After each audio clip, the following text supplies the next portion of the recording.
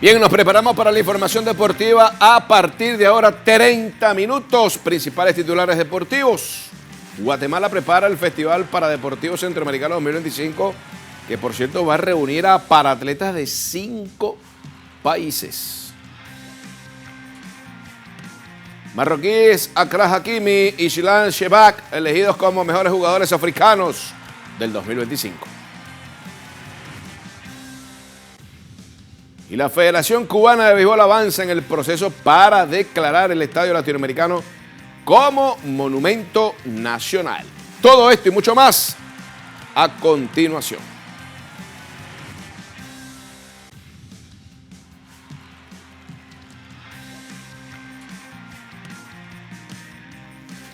Recuerden, como siempre, que estamos activos a través de las redes sociales, también en Instagram y en X como @Deportes Telesur, mi cuenta en X @Enrique Telesur TV. Y comenzamos de inmediato hablando del Ministerio de Cultura y Deportes y el Comité Paralímpico Guatemalteco, que organizan ya el Festival Paradeportivo Centroamericano 2025, que va a reunir a 490 paratletas de 5 países el 28 y 29 de noviembre. Desde el viernes 28 y sábado 29 de noviembre se realizará el Festival Paradeportivo Centroamericano Guatemala 2025, con el objetivo de visibilizar las disciplinas paradeportivas en la región.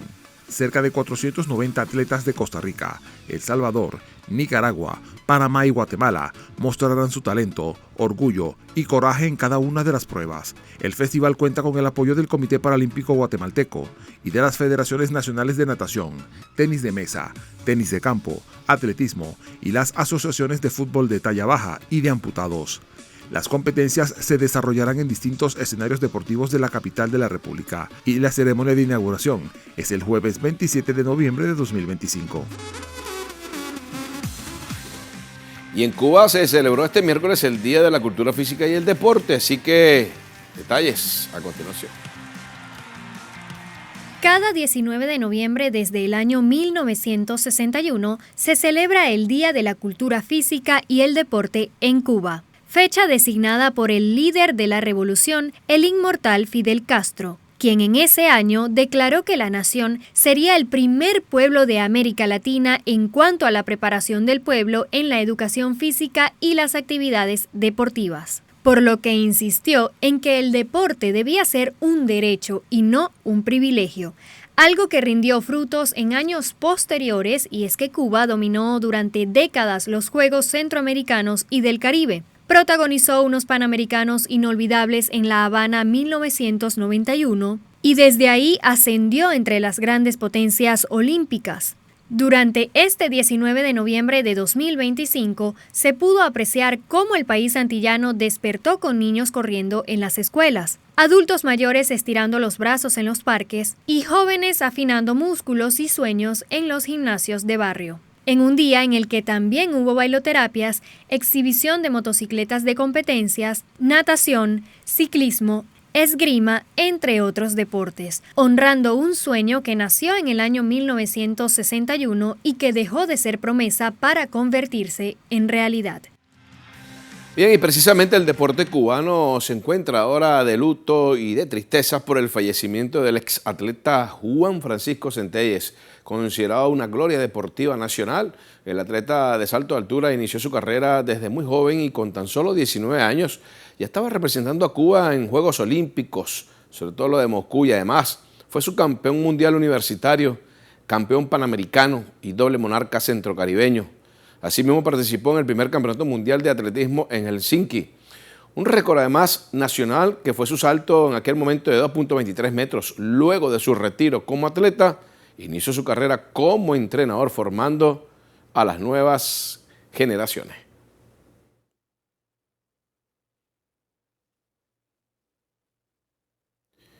Bien, y en otros temas le comentamos que la primera avanzada de la delegación venezolana está lista para participar en los 10º Juegos Bolivarianos Ayacucho Lima 2025. Este primer grupo de la delegación nacional llega a Perú este jueves 20 de noviembre, 2 días antes de la inauguración, por cierto. Esta primera avanzada está conformada por atletas de las disciplinas del softball, hockey sobre césped, femenino y masculino, tiro deportivo, tiro con arco, ciclismo BMX, libre, lucha, natación y bádminton. El resto de la delegación arribará luego de la inauguración de los Juegos que serán tiro deportivo, softball y hockey sobre césped, las disciplinas que debutarán durante la apertura de los Juegos Bolivarianos.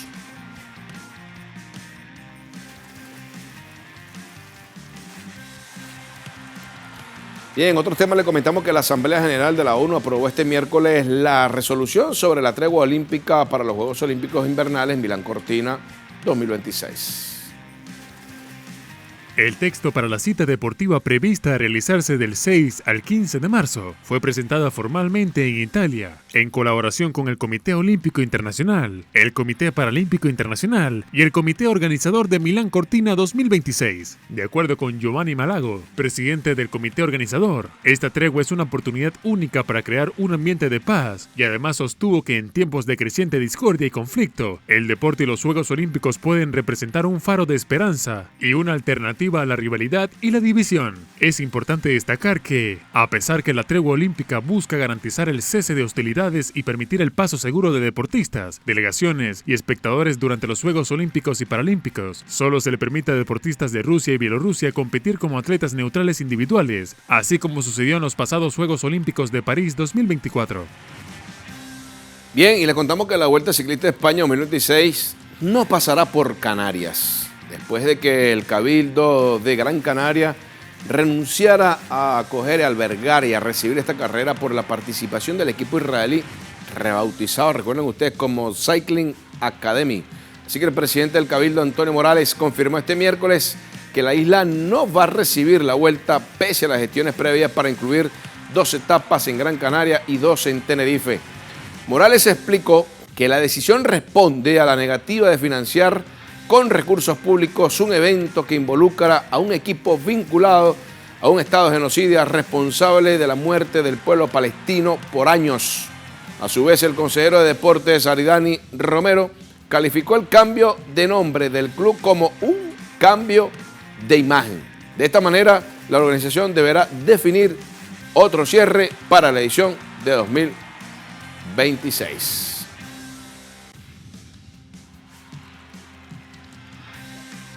Dicen por ahí, cambia de nombre, pero no de protagonismo.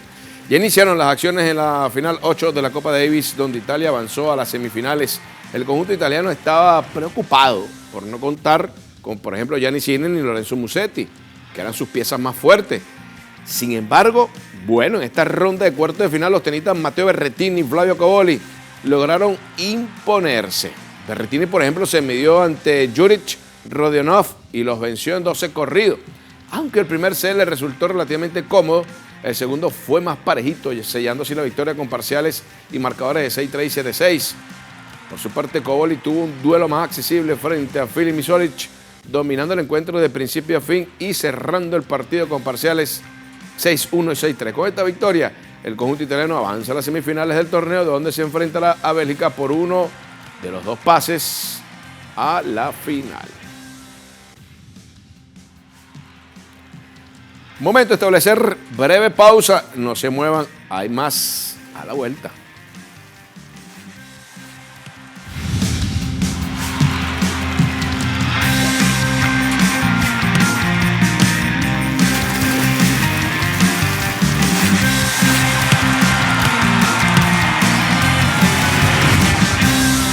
Bien, así regresamos a nuestro segundo bloque de Deportes Telesur y tenemos que hablar de los marroquíes. Atención, Achraf Hakimi y de Gislan Shebak, que fueron galardonados como los mejores jugadores africanos de este año 2025. La Universidad Mohamed VI Politécnica de Rabat fue sede de esta ceremonia organizada por la Confederación Africana de Fútbol, donde el defensor del Paris Saint-Germain superó en la final de esta edición al egipcio Mohamed Salah y al nigeriano Victor Osimhen, consiguiendo su primer galardón tras quedar segundo en 2024 y 2023. Un Hakimi que ganó el triplete, específicamente Liga y Copa de Francia, y la Liga de Campeones de Europa tras disputar 55 partidos, anotando 11 goles y brindando 14 asistencias. Por su parte, la jugadora del Al Hilal, Shebak, superó a su compatriota Sana Msodi y a la centrocampista del PSG, la nigeriana Rashidat Ajibade, en un año donde tuvo una temporada estelar tanto como en su club como con su selección. En otras divisiones, el entrenador del año fue para el estratega de Cabo Verde, Pedro Leitao Bubista. El mejor portero fue el también marroquí Yacine Bono, quien levantó su tercer galardón consecutivo, al igual que la arquera nigeriana Chiamaka Nnadozie. Bien, y Atlético Mineiro y Lanús aterrizaron ya en Paraguay para disputar lo que será la gran final de la Copa Sudamericana. Así que el plantel de Atlético Mineiro llegó a Asunción en búsqueda de su primer título de la Copa Sudamericana, cuya final se va a disputar este sábado 22 de noviembre en el Estadio Defensores del Chaco, en el Mítico. Los dirigidos por el argentino Jorge Sampaoli cuentan con una plantilla de 34 jugadores. Recordemos que el conjunto galo clasificó por primera vez a la final del torneo tras vencer en semifinales a Independiente del Valle. Por su parte, el conjunto argentino de Lanús busca su segundo título en el torneo tras el conquistado en el año 2013 y en su campeonato en el 2020, cuando cayó frente a Defensa y Justicia. Para el partido, el técnico Mauricio Pellegrino convocó a 30 jugadores. Lanús siguió su pase a la instancia definitiva del torneo suramericano luego de imponerse 1-0 a la Universidad de Chile.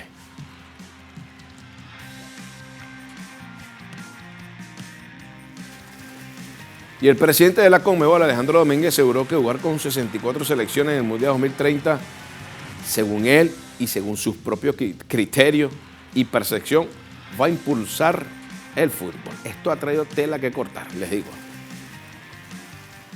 Durante la presentación del Fan Fest de la final de la Copa Sudamericana, Alejandro Domínguez, presidente de la Conmebol, planteó la necesidad de abrir el debate y estudiar su propuesta para el Mundial de 2030. La iniciativa consiste en aumentar por única vez a 64 el número de selecciones que disputarán el torneo, el cual se jugará en España, Marruecos, Portugal y 3 ciudades de Sudamérica: Montevideo, Buenos Aires y Asunción. Este aumento se realizaría en honor al centenario del primer mundial, celebrado en 1930. Domínguez también destacó que es la gran oportunidad de hacer algo que integre al mundo, de que hagamos que el fútbol llegue a más gente y que podamos tener una fiesta completamente diferente. Bien, ahora vamos a revisar la FIFA porque hizo su actualización del ranking mundial del mes de noviembre y así quedaron las selecciones, por ejemplo, sudamericanas. Y revisamos porque Argentina continúa siendo el líder del ranking. Brasil vuelve al top 5, el puesto número 5, le sigue más abajo, Colombia en el puesto 13, Uruguay, casilla 16, Ecuador, Latrín, el puesto 23, Paraguay, puesto 39, Venezuela subió un peldaño, estaba en el 50, luego el 49 y ahora el 48 y va poquito a poco.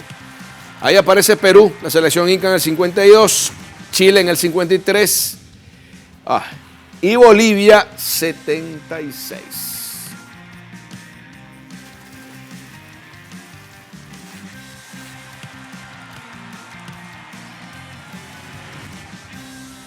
Ustedes vieron la placa, ¿no?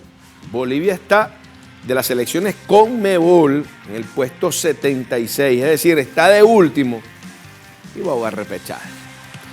Ya finalizada la fecha de las eliminatorias, especialmente en este contexto para el Mundial 2026, ya se conocen los equipos que tendrán la oportunidad de conseguir ese boleto a través de la repesca que se jugará en México y será estos encuentros internacionales, la ciudad, repito, de México, donde se va a jugar. Guadalajara y Monterrey, las dos en México serán estas sedes que en marzo albergarán la repesca intercontinental, que va a repartir 2 de las 6 plazas para el Mundial de 2026 que quedan por decidir.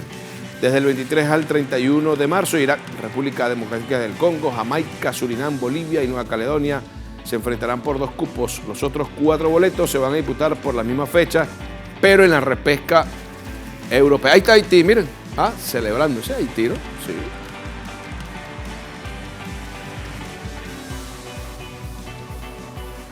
Y bueno, ya se confirmaron entonces la llave de los repechajes. Por un lado tenemos el duelo de Nueva Caledonia ante Jamaica. Ahí lo tiene. Bueno, el ganador de este se va a enfrentar ante República Democrática del Congo por un boleto al Mundial.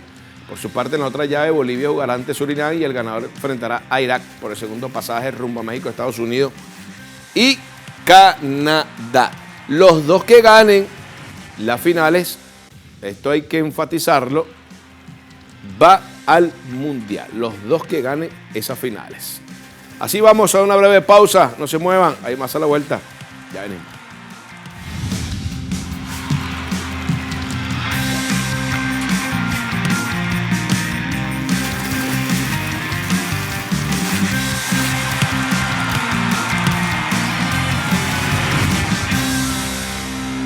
Bien, último bloque en nuestra emisión de Deportes Telesur. Así de rápido se va el tiempo y mientras continúa la edición 64 de la Serie Nacional de Béisbol en Cuba, la Federación Cubana de esta disciplina avanzó ya en el proceso para declarar el Estadio Latinoamericano como Monumento Nacional. Esta declaración del Monumento Nacional al Estadio Latinoamericano sería un paso decisivo para su eternidad. El camino es complejo, aunque con una gran cantidad de verificaciones, documentos y exigencias técnicas. Inaugurado el 26 de octubre de 1946, es un templo donde diferentes generaciones han compartido alegrías, tristezas y además grandes gestas deportivas, además de ser escenario de conciertos, rodeos y peleas de boxeo. Declararlo monumento nacional no sería solo un acto administrativo, sino un reconocimiento profundo.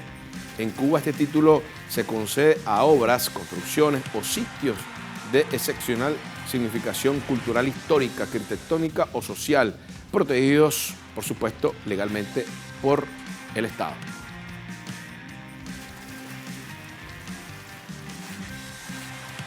Bien, y los Bravos de Atlanta han asegurado ya los servicios del cubano Raizel Iglesias y del hondureño Mauricio Dubón. Así que los Braves seguirán contando además con el cerrador cubano Iglesias tras firmarlo por un año. Iglesias de 35 años demostró ser un relevista efectivo en 2025 con 29 juegos salvados y una efectividad final de 3.21 con 73 ponches en 67.1 entradas. Además adquirieron el utility Mauricio Dubón desde los Astros a cambio del infielder Nick Allen. Así que Dubón de 31 años es un versátil jugador que ha ganado 2 guantes de oro. En 2023 y 2025 ha jugado 107 partidos como campo corto y en el 2014 en la segunda base, que lo convierte además en una opción versátil para el equipo. Sin embargo, el presidente de operaciones de béisbol de los Bravos, Alex Antetokounmpo, no confirmó si Dubón será el campo corto principal del equipo para la venidera campaña.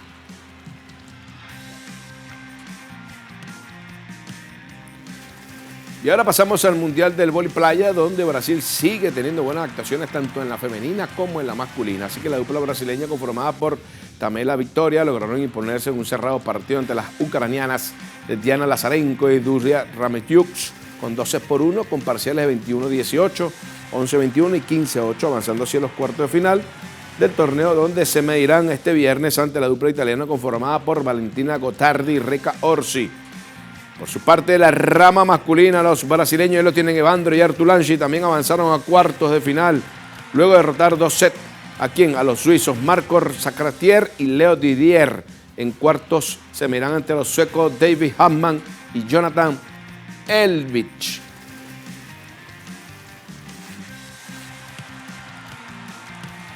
Bien, ahora pasamos a la NBA porque los Knicks de Nueva York lograron llevarse una victoria ajustadita para derrotar al equipo Dallas Mavericks en su condición de visitante. Y es que durante la jornada de este miércoles el American Airlines Center recibió la franquicia de la Gran Manzana con los Mavericks ejerciendo defensa y ataque en el primer cuarto, mientras que los Knicks supieron responder cerrando incluso este periodo con marcador de 25-24 a favor de los Mavs. Ambos quintetos mostraron un nivel similar de competitividad sin dejar que el otro equipo marcara una significativa ventaja en el tablero a lo largo del cruce y durante los últimos minutos parecía que este partido terminaría de definirse en tiempo de agregado, tiempo extra. Sin embargo, la sanción que recibió la escolta de los Mavericks, Brandon Williams, tras enganchar al defensor de los Knicks, Landry Shamet, fue clave para que los de la Gran Manzana se llevaran esta victoria con una leve ventaja de 2 puntos, pero victoria al fin. Revisamos otros resultados. Los Cavaliers sucumbieron ante el equipo de los Rockets 114 a 104. Este equipo de los Rockets es totalmente distinto a la temporada pasada. Tiene un cambio significativo, ¿no?, en cuanto a su accionar de juego. Los Pacers ganaron 127-118 el equipo de Charlotte. Los Warriors perdieron 96-110 a Miami Heat. Los Pelicans perdieron 118-125 ante el equipo de Denver Nuggets. Y Sacramento Kings perdió 99-113 ante el equipo de Oklahoma City Thunder.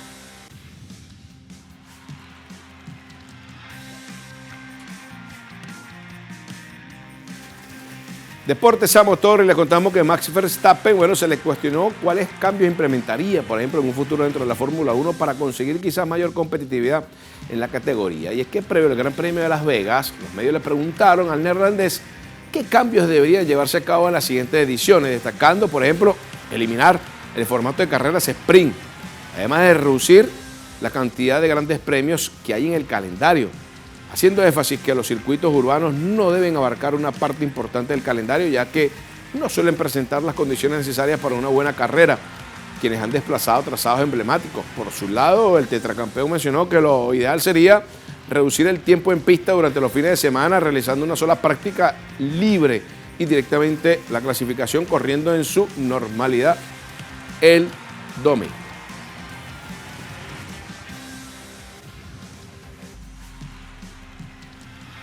Lo cuestionan, pero habría que preguntarle entonces al resto de los pilotos a ver si están de acuerdo y son ellos los que difieren y los que sienten cuáles serían esos cambios necesarios. Así nosotros nos despedimos de esta emisión de Deportes Telesur.